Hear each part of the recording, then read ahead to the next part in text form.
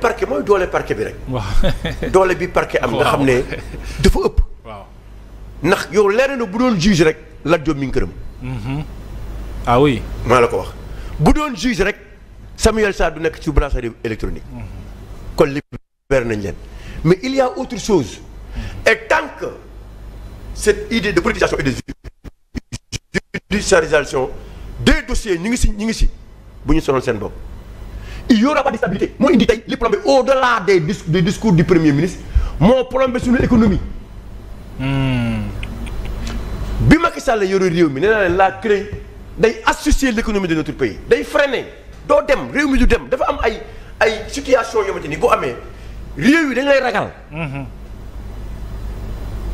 te dafa am ay identité remarquable yoo xamante ni ne des investisseurs yoo xamante ni ay hommes d'affaires yoo xamante ni boo leen teewee ay hommes politiques boo leen teewee nit ñi dañuy ragal sa réew. te moo ñu dal tey avec ce qui se passe ministres yi ñuy tëj hommes d'affaires yi ñuy tëj ak yépp bokk na au-delà de ce que le premier ministre a dit te dinañ si ñëw moo plombé suñu économie. oui et créer instabilité politique dans ce pays. mi ngi nii tey ce que nous sommes en train de vivre.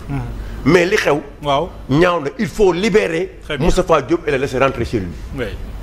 alors mi ngoog Abdourahmane. balaa may ñëw ci loolu sax. par rapport ak le cas Ngoné Saliou. waaw parce que c'est important aussi me signaler ko. parce que tout à l'heure j'ai été un peu pris de court. mooy xam nga te loolu dañ ci war a am jàngat. xam nga li gën a grave mooy l'ignorance. dama jàpp ne c'est une dame qui a fait preuve d'ignorance parce que tey dama koy renvoyer par exemple aux dispositions de notre constitution. bi nga xam ne dafay condamner genre pratique yi. constitution ci boppam donc notamment si je pense à son article 5 qui parle de propos yi nga xam ne ethnicistes qui sont de nature donc à en tout cas créer un déséquilibre, créer des troubles. Donc la constitution moo jël dimension boobu c'est pour vous montrer que c'est extrêmement important de mën a tenir la cohésion sociale. Cette disposition elle est reprise par le code de la presse aussi hein. Le code de la presse interdit aux médias de diffuser des propos de nature à semer la cohésion nationale. xamuñu outil bi ñu yor en fait. Oui, c'est ça. ak nu ñu ko war a jëfandikoo. xamuñu ko parce que article 5 dama koy wax fii je tiens vraiment à le dire. dafa ne tout acte de discrimination raciale, ethnique ou religieuse, de même que tout régionaliste pouvant porter atteinte à la sécurité intérieure de l'État ou à l'intégrité de la République sont punis par la loi. Constitution moo ko wax. moo tax man xaw ma lan la procureur di xaar parce que pour s'autosaisir parce que tous les éléments constitutifs de l'infraction sont là. Et puis dafa am benn affaire boo xam ne aussi te loolu dafa baax ni xam ko gis nga Sénégal dafa am loo xam ne moo ñu régir mooy maanaam mooy qui dit que le Sénégal a un seul but, c'est-à-dire un peuple, un but et une foi. Xam nga loolu ce sont des trucs yoo xam ne dañ ko war a jàng c'est-à-dire que même à l'école élémentaire dañ koy jàngee et dégg mooy li nga xam ne mooy la devise d'un État, la devise d'un État du Sénégal qui dit que le Sénégal est un, c'est-à-dire que c'est un peuple, un but et une foi. Aussi dafa baax aussi ñu comprendre ce que c'est que indivisible. Voilà, c'est un pays unique et indivisible. benn bopp la kenn mënu ko xar ñaar. Donc ce sont des éléments yoo xam ne dafa baax nit ñi xam ko te xam ne que moo tax yéen même au niveau de la presse c'est-à-dire que ce genre de personnes heureusement que le CNRA dégg naa ne nee nañ léegi ils vont être intolérants, intransigeants. Donc yenn yoo xam ne tolérance zéro mais je pense que quand même waaye bon vraiment yéex nañ le médecin après la mort mais ceci étant donc de toute façon xam naa ne ce problème là le procureur va s'autosaisir ça c'est clair parce que sinon comme ni ko waxee donc quand la justice ne fait pas son travail c'est la rue qui fera donc le travail que loolu ñaan ñu ko yàlla. Sur les arrestations des anciens ministres inquiétés ñu bëri bàyyi nañu leen aujourd'hui daaju ministre Moustapha Diop bàyyi nañu ko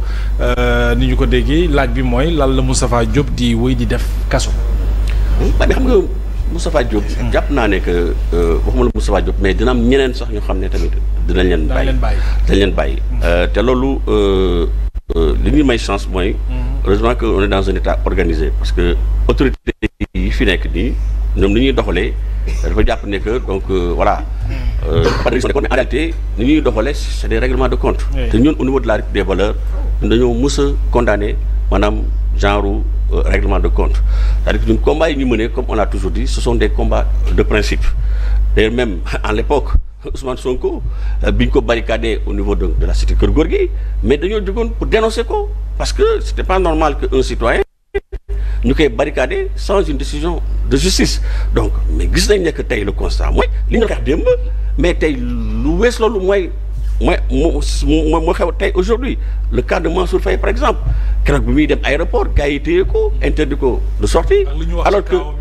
kawam yëpp ñu foogoon nañu dina au moins jël 5 ans de prison. mais justement finalement li gars yi di wax naan la montagne a fini par accoucher d'une souris. moo tax sax c'est le lieu de le dire ñun au niveau de la République des valeurs c'est pas parce qu'on a des accointances avec Mansour ou quoi que ce soit parce que j'avais présenté des excuses non c'est pas ça ñun c'est-à-dire que ñun dañuy mener des combats de principe. ñun ak nu mu mënti demee ak yelleefu citoyen dañ leen war a respecter moo tax tey dañuy sant yàlla que aujourd'hui on a des magistrats vraiment dignes des magistrats yoo xam ne assis mooy ñi nga xam ne qui bénéficient de ce qu'on appelle le principe de l'inamovibilité yi nga xam ne droit kese moo leen tënk droit kese léegi nag autorité yi à travers le procureur bi nga xam ne qui est le bras armé du pouvoir exécutif mën nañ def arrestation bu leen neexee ils peuvent arrêter mën nañ def ay charger nit ñi donc xam ne que li ñuy def nii c'est clair et net loolu dafa leer nañ ne que dañu nekk ci ay règlement de compte parce que mënuñu comprendre tey pour la plupart ñi nga xam ne leen jàpp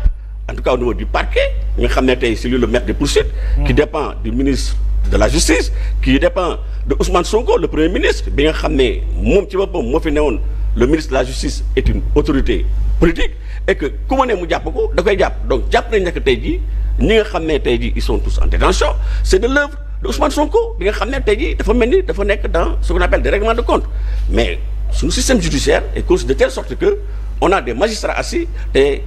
constitution en tout cas le droit positif ñoom la may sañ-sañ tey jii ñu mën a atte les gens yi nga xam ne dañ leen defee devant eux donc ceci dit le constat mooy dafa am ay principes yoo xam ne et je tiens vraiment à le dire te loolu gars yi peut-être xam nañ ko wala xamuñu ko mooy ce sont des principes yoo xam ne c'est inné à l'individu mooy li ñuy wax par exemple la présomption d'innocence mais li may gën a jaaxal tey mooy il suffit que ñu jàpp nit wala mu cautionné rek ñu ne voilà il est coupable condamné nañ ko on l'envoie à la vindicte populaire loolu c'est pas normal nit ki c'est pas parce que dafa cautionné ou bien parce que tout simplement procureur da ko woo ñu def ko mandat de dépôt que pour autant que moo def il a fait tant que il n'a pas fait l'objet d'un jugement bi nga xam ne qui est devenu définitif donc il est présumé innocent tey à la date d'aujourd'hui tey jii le 4 septembre 2025 mais autorités yi bees yi fi nekk bi fi nekkee depuis presque 2 ans mais amul kenn koo xam ne tey jii mën nañ ne jàpp nañ ko pour détournement ou bien pour enrichissement illicite ou bien pour comme ni ñu koy waxee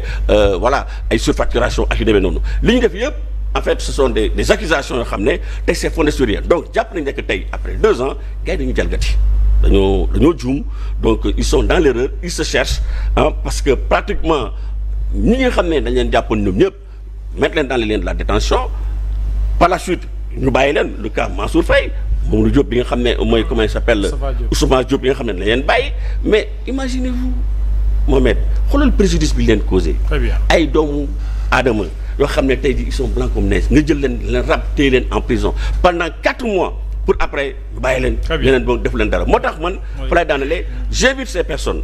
à saisir la Cour suprême parce que tey jii on a un système de réparation bi nga xam ne tey ces personnes yi nga xam ne donc ils ont été injustement arrêtés donc dañu am droit non ndàmpaay on doit pouvoir donner réparation donc pour ce faire dañuy saisir la Cour suprême pour prétendre à des réparations oui procédure bi jeexagul alors